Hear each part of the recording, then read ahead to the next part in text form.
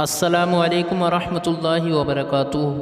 پرانے زمانے کی بات ہے کہ ایک شکاری پرندے پکڑ کر بازار میں چند داموں کے عوض فروخت کرتا تھا۔ ایک دن اس بازار میں ایک نیک دل آدمی کا گزر ہوا تو اس نے سوچا کہ ان آزاد پرندوں کو قید کرنا تو بہت بڑا گناہ ہے، اس لیے اس نے ان پرندوں کو آزاد کرنے کا سوچا اور شکاری سے سارے پرندے خرید لیے۔ لیکن آزاد کرنے سے پہلے اس نے سوچا کہ یہ شکاری تو پھر ان پرندوں کو پکڑ کر قید کر لے گا، اس لیے وہ سب پرندوں کو گھر لے گیا اور وہاں ان کو چند الفاظ سکھانے شروع کیے کہ ہم سیر کرنے باغ نہیں جائیں گے، اگر باغ گئے تو شاخ پر نہیں بیٹھیں گے، اور اگر شاخ پر بھی بیٹھ گئے تو جیسے ہی شکاری آئے گا ہم اڑ جائیں گے۔ ایک عرصہ محنت کے بعد وہ نیک دل آدمی اپنی اس محنت میں کامیاب ہوا اور پرندے وہ بولی بولنے لگے۔ نیک دل آدمی بہت خوش ہوا کہ وہ اپنے مقصد میں کامیاب ہوا اور اس نے ایک ایک کر کے سارے پرندے آزاد کر دیے۔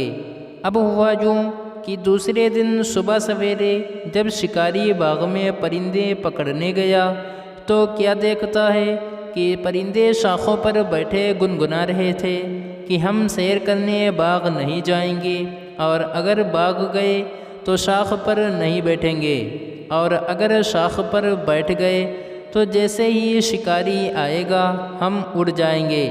شکاری یہ دیکھ کر بہت خوش ہوا کہ اب تو ان پرندوں کی وہ منہ مانگی قیمت وصول کر سکے گا، اور یوں اس نے وہ پرندے پکڑ کر مہنگے داموں میں فروخت کر دیے۔ پرندوں نے تو صرف الفاظ رٹ لیے تھے، ان کو کیا معلوم تھا کہ باغ کیا چیز ہے، شاخ کیا ہوتی ہے، اور شکاری کس بلا کا نام ہوتا ہے، اور اڑنا کسے کہتے ہیں۔ ہم مسلمانوں کا بھی آج کل یہی حال ہے۔ قرآن کو ہم سمجھتے نہیں تو سینوں میں کیسے اترے گا؟ بس رٹے رٹائے الفاظ ہیں جسے ہم نماز میں پڑھتے ہیں، برکت کے لیے پڑھتے ہیں، مصیبت کے آنے پر اور سفر پر جانے سے پہلے اور رمضان کے روزوں میں خالص ثواب کی نیت سے ہم ان رٹے ہوئے الفاظ کا ورد کرتے ہیں۔